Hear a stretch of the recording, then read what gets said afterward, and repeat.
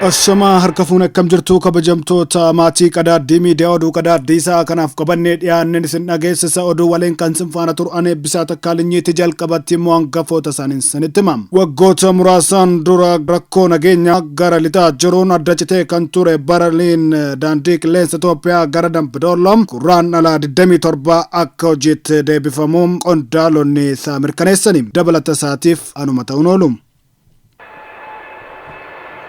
Daandiin qilleensa Itoophiyaa balalii gara Dambidoolootti waggootaaf adda citee ture wiixata gurraan dhala 27 2024 irraa jalqabuun deebisee eegaluuf qophii xumuruu BBC'tti hime. Tajaajilli balalii xiyyaaraa gara Dambidooloo adda citee ture wiixata dhufurraa eegaluuf akka ta'e kan BBC'f mirkaneessan qondaalli dhaabbatichaa obbo Solomon Indaale yoo ta'u, sababa tajaajilli balalii daandii qilleensa Itoophiyaa kunis adda cituu isaan wal qabatees hawaasni naannichaa yeroo dheeraaf komii dhiyeeffachaa turuun ni yaadatamaas jedhanii jiru. Qondaalli daandii qilleensa Itoophiyaa obbo Solomon balaliin xiyyaaraa gara Dambidoolootti torban dhufa keessa akka eegalus kunis torbanitti guyyoota 3 akka ta'u dubbatani. Itti dabaluudhaanis tikeettiin gurguramuu eegaleeram torbanittis balalii 3 taasisuufis karoorfameera. Kanaaf gaafa wiixataa gurraan dhala 27 irraa eegaleetiin balalii ni eegalla jechuun ture kan obbo Solomon BBC'tti himani. Haaluma qondaalli dhaabbatichaa jedhaniin tikeettiin gara Dambidooloo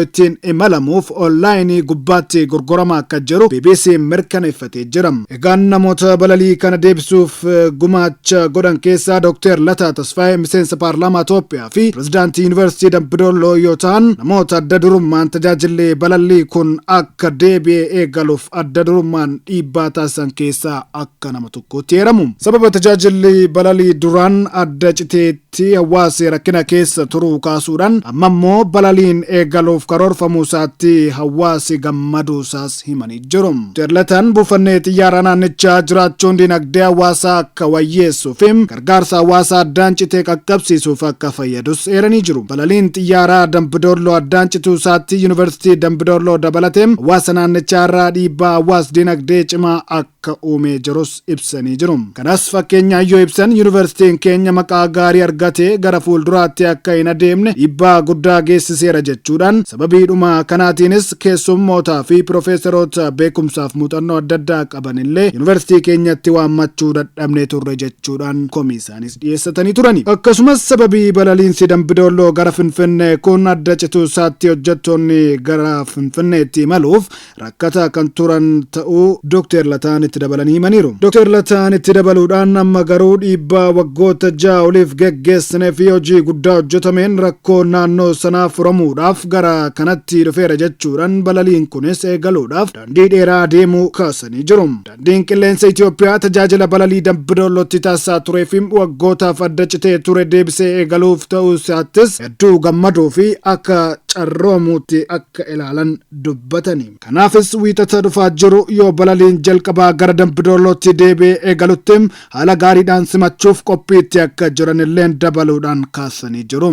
Hojii balaliinsi daandii qilleensa Itoophiyaa kun akka deebisee tajaajila isaa kan eegalu gochuu keessattis yuunivarsiitiin Dambidooloo naannoo irraa kaasee hanga dhaabbatichaa keessatti qaama dhimmisaa ilaallatu dubbisuutti aarsaa olaanaa akka baases eeranii jiru. Dr. Lataa Tasfaayee yeroo adda addaatti biirootti deddeebi'uudhaan rakkoolee mudatan ibsuudhaan gaaffilee kana gama mootummaatiin illee dhiyeessuudhaan akkasumas qaamoleen dhimmisaa ilaallatu hundi akka irratti hirmaatan gochuudhaan hojjechiisaa turre jechuun ibsa kennani. Mariin adda addaa erga geggeeffameetiin booda tajaajilli balalii kun deebi'ee akka eegalu murteeffamuu kan kaasan Dr. Lataan akka bakka bu'aa uummata godina Qellamitti abbummaa fudhatanii dhuunfaa isaaniitiin illeen dhugoomuu balaliinsa kanaatiif gammachuu qaban dubbatanii jiru. Kana malees yuunivarsiitiin Dambidooloo abbummaadhaan fudhachuudhaan dhimmoota teekniikaatii kaasee hanga dallaa buufata xiyyaarichaa ijaaruu fi qulqullina isaa eeguu irratti hirmaachuus dubbatanii jiru.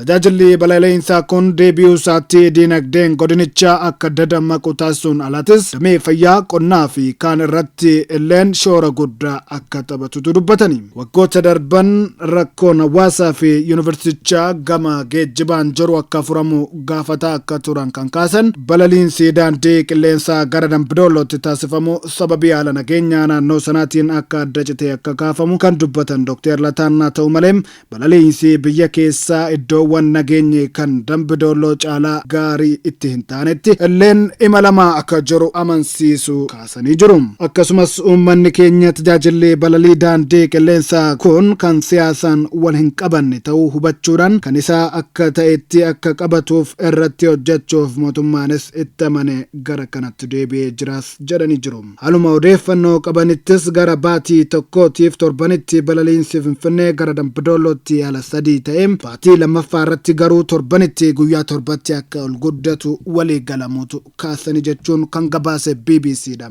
Tole gaanii kabajamtoota dhaggeeffattoota keenya oduun qadaaddii nuti yeroo kanaaf qabannee isiniif dhiyaanne kan hagammatti dhaggeeffattan ture. Qophii keenya kan biraan haga walitti deebinutti nagaan nuuf turaa horaa bulaa deebanaa isiniin jenna. Qadaaddii miidiyaa immoo subscribe, like, share gochuun dagatinaa.